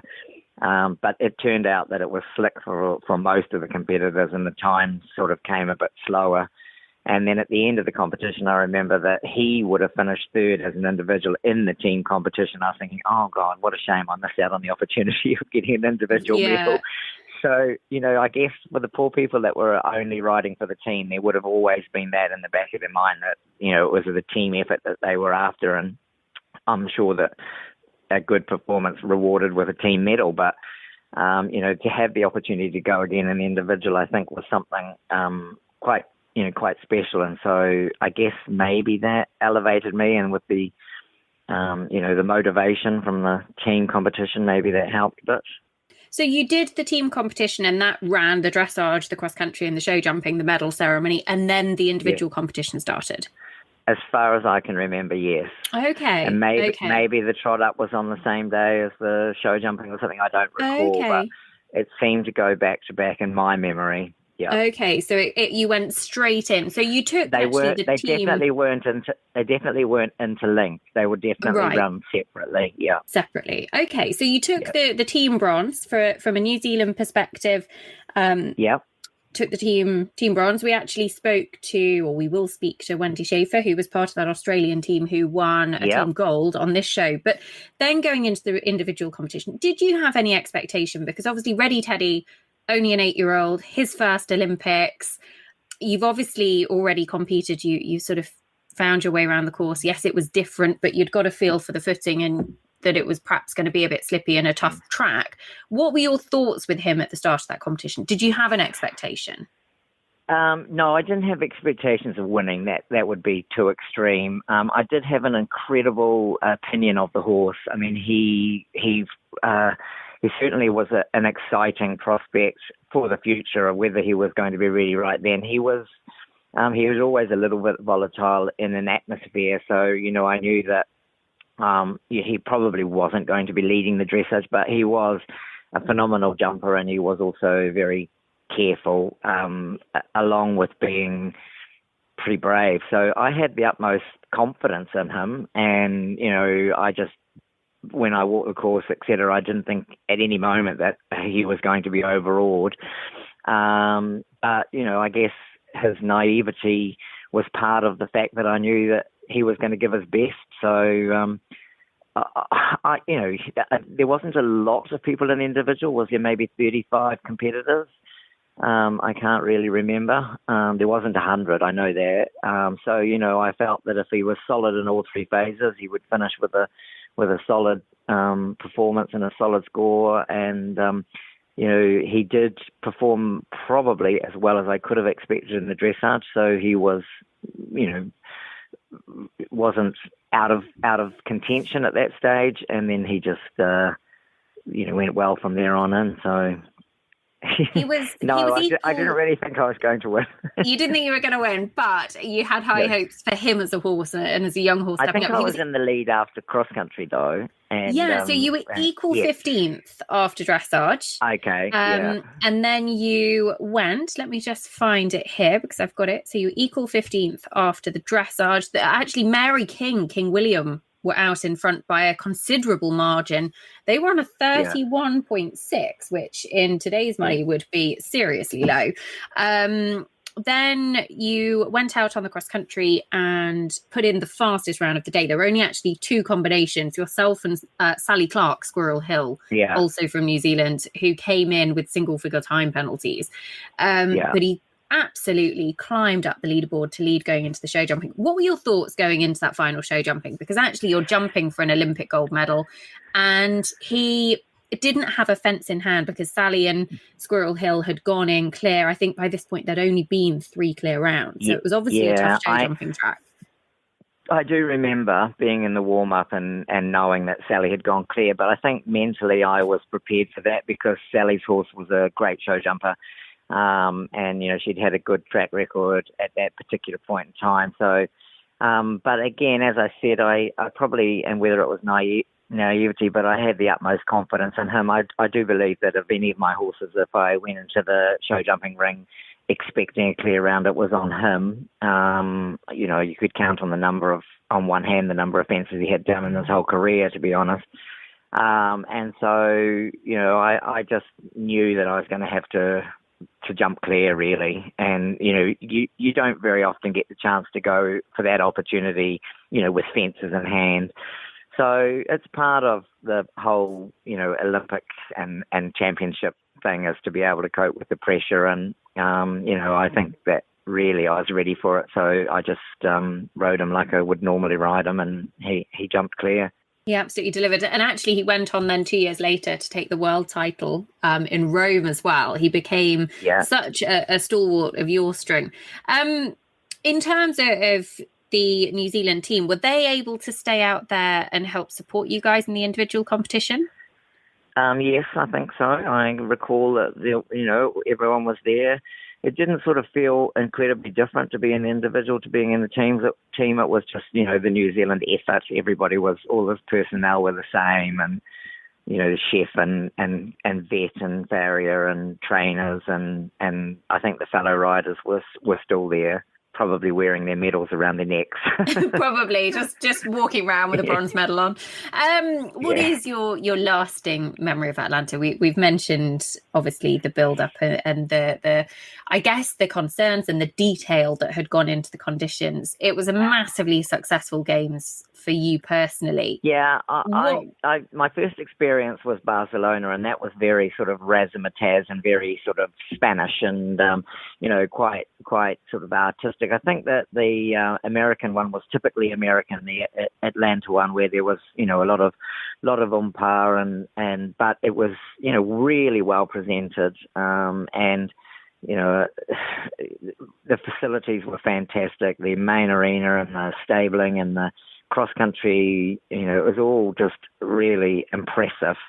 I think my lasting impression of it was that it was a really happy experience for the Kiwis because, I went to Sydney 4 years later and that was the opposite end of the scale where everything that could possibly go wrong went wrong. But, in Atlanta, my memory is obviously coming away with a gold medal is that it was, a really fun experience. I remember particularly standing on the podium when the national anthem played, and I was thinking, oh God, I should be reacting, I should be crying or something like that. And I just couldn't really feel anything, and it was because of just such relief that I hadn't lost the gold medal. And our sport takes 3 or 4 days to come to a result. It's not like a 100-meter sprint where it's over in a few seconds and you're either champion or not. So for me, but it's later on that you look back and you reflect on the successful campaign and it's 4 years till the next Olympics, and that's then very satisfying and very rewarding. But the instant emotions, I think, in our sport aren't quite the same as they are in others. But I also remember thinking at the time that it doesn't happen on your own. It takes you groom is just as big a part. So are the trainers, so are your fellow teammates, so are the vets and everything like that. So even though I'd won an individual medal, it still felt very much like a team effort. Like a team performance. Blyth, thank you so much. It was an incredibly happy games for you, and it has been lovely to relive some of those memories. Thank you very much. Great to talk to you. So there we have it, the story of Atlanta 1996, 25 years on, hearing from 5 people who all played a huge part in the games that I think we can say were a huge success, Dee. It was absolutely fascinating to look back and sort of find out in more detail. Yeah, lots of detail. And to be honest, we're still only scratching the surface. Like I found myself reading about you find yourself going back to 1996 generally, and I'm not going to go into the British number ones of that year, Nicole. As you know, that's a favourite topic of mine. But just thinking about the actual games, like Muhammad Ali and Bill Clinton, I think, one doing the torch and the other opening them. The whole issue with the bombing at Atlanta 96, which is now a major motion picture, as they say. It's a whole film about it, but an incredible story as well behind that.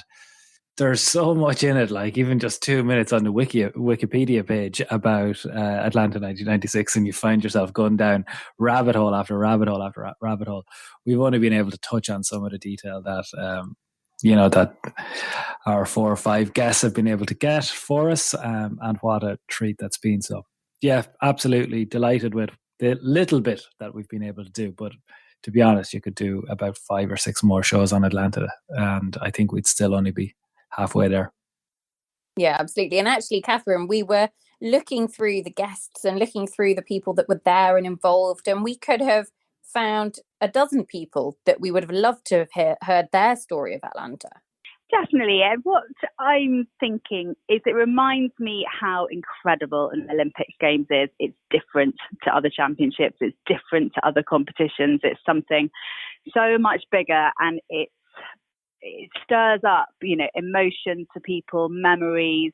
This is when eventing really plays its part in the wider world of sport on a proper global stage. And it makes me really, really excited about Tokyo and really hope it's going to happen. Yeah, it makes me very proud of eventing, actually. And the chance of displaying it on that world stage is exceptionally special. It was a very, very good Games for the United States, with an individual medal and a team medal as well. And all eyes, as we've heard, were on the US team over in Atlanta. Listeners, we could talk about Atlanta, as we've said, for many, many, many hours, but we hope you have enjoyed a slightly longer than usual, more documentary style podcast looking back at the story of 1996. We will be planning to do a few more of these over the coming months, not every month, every few months. If you've got any topics that you would like to put forward for suggestion, then by all means send them in at Eventing Podcast across any of our social media platforms. We would love to hear from you, and we will do our best. But we hope for now that you have enjoyed looking back on the story of 1996 Atlanta and the Olympic Games. A big, big thank you to both Derm and Catherine, but also to our 5 guests, to Hugh Thomas, Dr. David Marlin, Kate Green, Wendy Schaeffer Macdonald, and to Blyth Tait. And listeners, we hope you've enjoyed. We will be back very soon with another episode of the EquiRatings Eventing Podcast. Oh, this has made me so excited for the Olympics this year. I just love looking back at some of the key stories from the Olympics in the past. We hope that you have enjoyed this classics step back into 2021 when we first released this story of Atlanta. If you do want to go and check out any other old shows that we've done, I think we're over 900 shows now in the catalogue. Do just go back and take a listen. And of course, as I mentioned at the top of the show, if you haven't already gone and listened to our brand new Olympic special series, very kindly supported by Connolly's Red Mills, Sydney is out now. So go back, take a listen to that 2-part episode, reliving the amazing Sydney Olympic Games from 2000, and keep your eyes peeled, because in the next couple of months, we'll be moving on to Athens. Hi there, I'm Sparkles Watson, and one of my favourite Carden Martin products is the Gallop shampoo. It's incredible at keeping the horses clean, even grey horses, and it smells amazing. I'm sure my mum used it when we were little, and it just brings me back to my pony club days. The smell is incredible, and it makes them gleam. Welcome to Fairfax and Favour's quick fire questions with none other than Fairfax and Favour ambassador Piggy March. Piggy, are you ready? Yes, I think so. Okay, what is your favourite meal?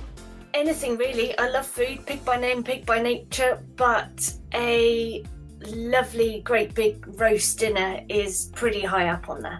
What Fairfax and Favour item is your go-to when you go out for that said dinner?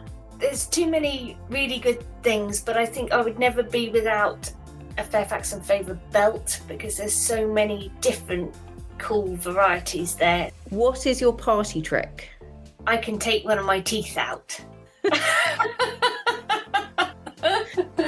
What was your favourite subject in school? Art. I could draw a picture, but I couldn't write or read anything. Which bee is your favourite? Bags, boots or belts? I was about to say Burley. Boots. What is your favourite event? Burley. Piggy, thank you for taking part in our Fairfax and Favour quickfire questions. Thank you.